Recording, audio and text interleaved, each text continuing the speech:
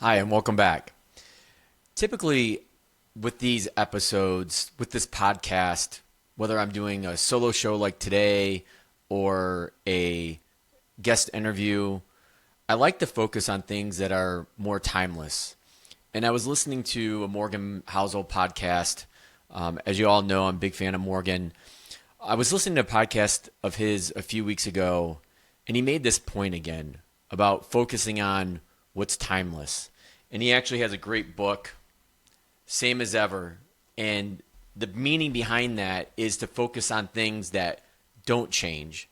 I think a lot of what we talk about and have our eye on are things that are constantly changing. And so, I'm recording this in May of 2025. We just closed a very volatile April of 2025 with tariffs and whatnot. And ironically, surprisingly, probably shockingly, when you look at the return of the financial markets, the stock market in particular, whether it's the NASDAQ, the Dow, the S&P 500, we recovered a lot of those losses that we saw at the beginning of April on so-called Liberation Day when the tariffs were first announced.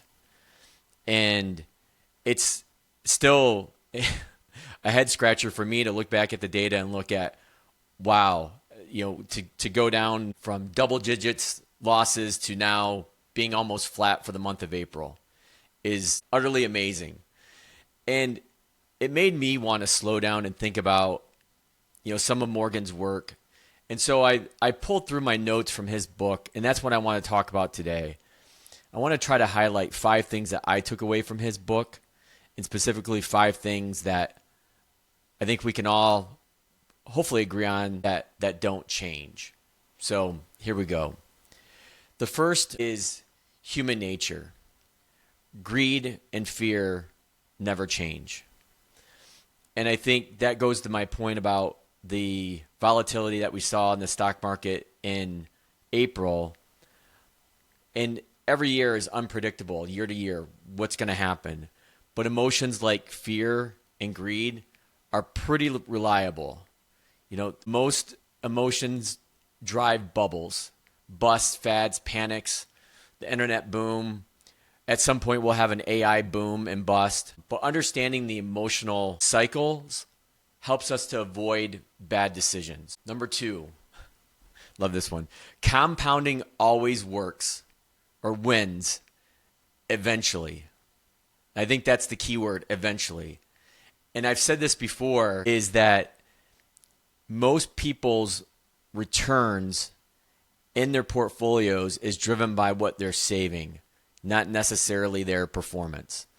And the reason that is because of the power of compounding.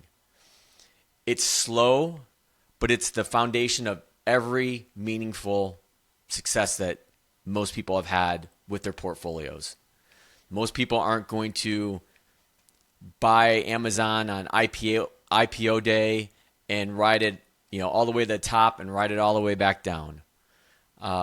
Small habits, investments, or relationships, all those key factors, deposits add up over time.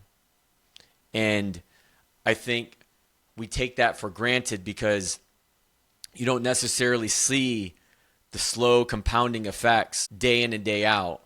You may, when you back up and look at it a year, 3, 5 years from now, 10 years from now. And again, I think this works for both the personal side of life, focusing on your relationships, spouse, partner, kids, friends, and just like and your financial life, your portfolio, making sure that you're making good decisions. Number 3, expectations shape happiness more than outcomes. This is one I kind of struggle with a little bit because on one hand, I want to have high expectations of myself, my firm, the people I help, the families I help support, my own family. But sometimes when those expectations get to be too high or potentially unrealistic, when those things don't happen, that's what causes disappointment and a lack of happiness. But life tends to improve over time, yet we often feel less happy. We don't realize that we probably have less money than John D. Rockefeller had back when he was alive, but he didn't have Advil. He didn't have well, maybe he had penicillin, but a lot of the common things that we take for granted today didn't exist back then. And so I would not trade what I have today for John D. Rockefeller's money back in the early 1900s. The secret to happiness isn't more, it's wanting less and appreciating what you have. Number 4, risk is what you don't see coming. I think of COVID. I think of the tariff tantrum we just had. I think of a lot of things like that. I think personally, relationships that have come and gone, people I thought I'd be friends with for a long time and not. It can work the opposite way too. But the biggest events in life, good or bad, tend to be surprises. So we plan for what we can imagine, but the stuff that hits the hardest is what we didn't plan for. And true resilience means staying flexible and not being perfectly prepared. And number 5, the power of duality.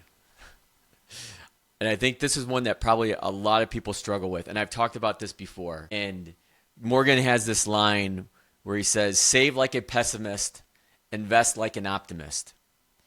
And if there's any one point that I've tried to change in my firm TAMMA over the years from a portfolio management standpoint, is this here, is investing and thinking like an optimist.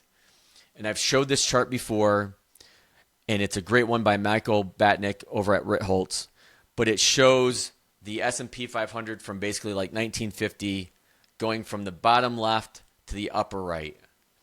And Michael puts all these events in this chart of reasons to sell. There's always a reason to sell. It's sometimes harder to find the reason to buy. And again, that brings us back full circle to the second point I mentioned, which was the power of compounding wins eventually. And so to have two competing thoughts in your mind at the same time obviously can be a challenge, but long-term success is a result of blending realism with belief and progress.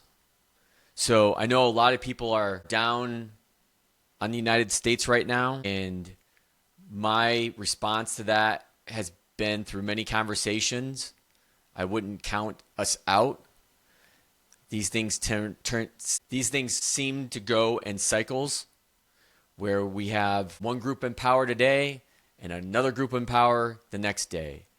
But it's that resiliency of the American spirit, if you will, without getting too patriotic. But I think it definitely, there's people out there that, for or against the current administration, regardless, are out there speaking their minds and doing what they feel is in the best interest of their families, their communities.